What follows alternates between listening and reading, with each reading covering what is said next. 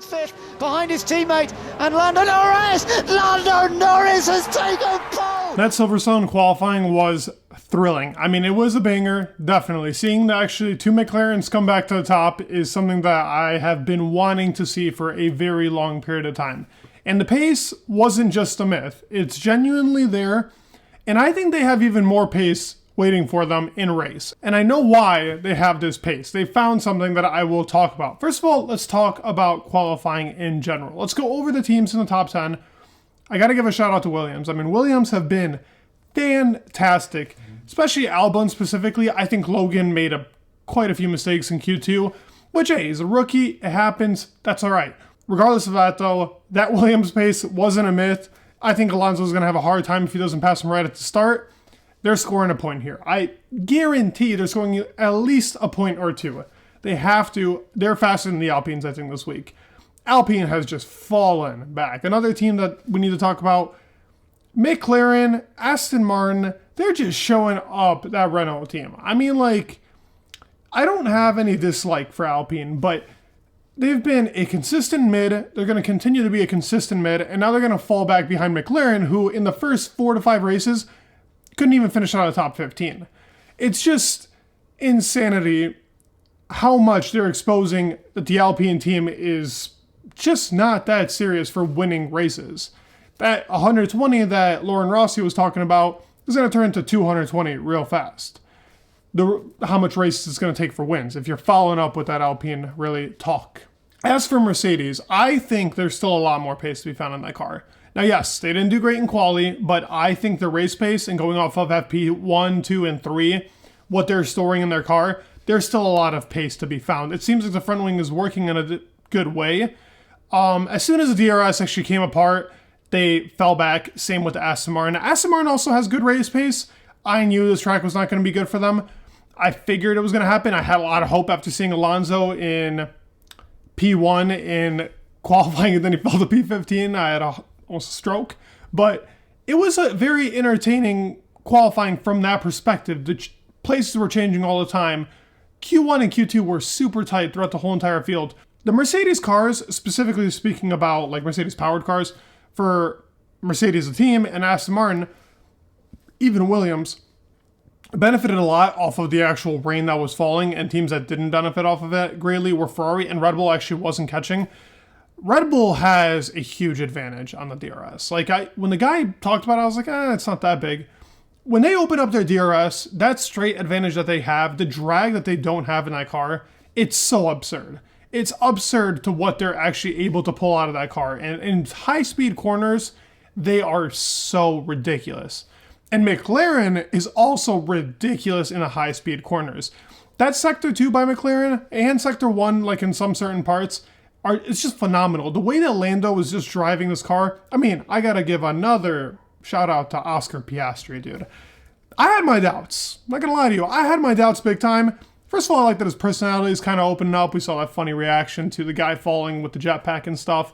The guy's phenomenal, man. Putting it in P3 in his rookie season, that already makes me reminisce of Lewis Hamilton in his rookie season in McLaren. I know it's a completely different story, but the car that Lewis had, the car that Oscar has, completely different story as well. Oscar's been good, man. Oscar's been good, and this is just to show he is that next level. I needed to see this. I honestly needed to see what this guy is made of, and if he's able to just be 10.5 off of Lando Norris in the same car after getting the upgrades, they found something, and I will talk about what they found. They've definitely started to extract something that needed to be extracted. They're the only two teams on the grid that have it. It's Red Bull and it's McLaren. That pull rod suspension in the front is clearly giving them the edge on high-speed corners. They are so superior to every other car when it comes to high-speed corners.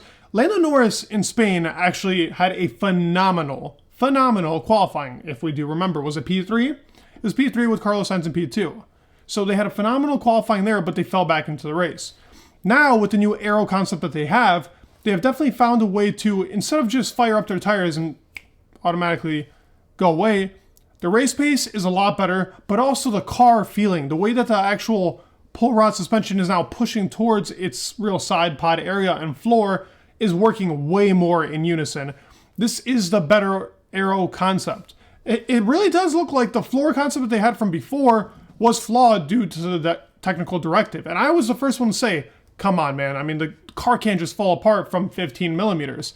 Like every other team has improved and gained time. How have you guys practically stayed the same and practically gained nothing? Well, it does really look like James Key, the concept that he was working on for the floor, was very flawed when it came to this. The car has always been difficult to drive. Lando even talks about, listen, the car got faster, but it's still a very difficult car to drive. They brought a new front wing, they brought even a new rear wing, and clearly that whole car now is working in way better unison. Do I think their race pace is as fast as, let's say, Mercedes or Aston Martin? I actually don't. I don't think that they're there just yet. I think they are finding that in their suspension.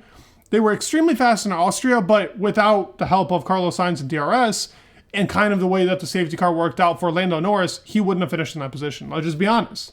P4 was a very hard position for him to finish into in the first place. But now, I think he could finish on the podium if things go right in this race. Now, can he take it to max? I don't think so. They don't have that type of pace yet. It will be very interesting to see how it goes down in corner 1, or really turn 1, but the actual car itself is so much more improved. It is phenomenal to see what McLaren has kind of made this jump up. This year has been really the year of jump ups. Williams, now we're seeing, has improved their car drastically off of what just happened, really with this upgrade package that they brought to Canada. It was one upgrade package. That's all they've brought so far this year. Same with McLaren. They've waited. They were patient. They put it in a simulator. They're like, you know what? Now it's time. They put it out. They're putting it out in different packages, and they still have more coming to Hungary. So this team has found something in that pull rod suspension exactly with Red Bull Racing. Push rod just does not seem the way to go anymore right now. It's clear to see that in high-speed corners, these teams that are running push rod don't have that competitive edge. Now in slow speed and medium speed, that's where I think push rod is a little bit better, but most of the tracks and where the F1 cars come alive is in high-speed corners. So the Red Bull team and McLaren team are clearly going down a path that in the long run, going into these permanent tracks will always do them better. And if you make a car as stable and as balanced as the one that Max Verstappen is driving, it really comes to show you that car just comes alive. It comes alive. It's awesome on its tires. It's just super slick going into high speed and medium speed corners. Yes, they lack in some avenues. Yes, the braking is a little bit harder. Yes, the tire warm-up can be somewhat difficult. But why would you not take those, I guess you can say, not even really disadvantages, in comparison to what Mercedes, Aston Martin, even Williams struggle in? They all struggle in practically the same thing, and that's high-speed corners. All of these teams lack in that aspect, which is the most important part of an F1 car. I am very happy for McLaren. I think this is so deserved after the amount of trash. I'm part of that crew. I was the one giving. I like McLaren. I really do like the team. I think that Lando Norris is championship material. I've been talking about this. I genuinely believe in that. Give that guy a championship winning car, he will win the championship. Do I think this is permanent pace? It's going to be tough to ask. I think when we go into tracks like Hungary, their pace will fall off a lot more. I think certain tracks like Singapore might really not go to their strengths. They will be strong in some parts. They will also be weaker on some tracks. They still have to figure it out, but this is a big, big, big step in the right direction. As long as Lando doesn't clip his front wing in the beginning, it will be a good race for Lando, and I hope that Oscar Piastri can get himself a fat amount of points, because it's been pretty difficult for him this season. This has been a very, very big change for that McLaren team, and I'm very excited to see what more they can bring. I want to see how this race is going to unfold, because Silverstone always brings out a banger, so I'm excited to see. Let me know your thoughts down below. What do you guys think about actually McLaren? What about Fernando Alonso? You know, I rep him. You know that I talk about him. Not a good performance by the Aston team. I expected it. Let me know your thoughts down below for Mercedes as well. Please leave a like, subscribe. It would mean the world. And peace.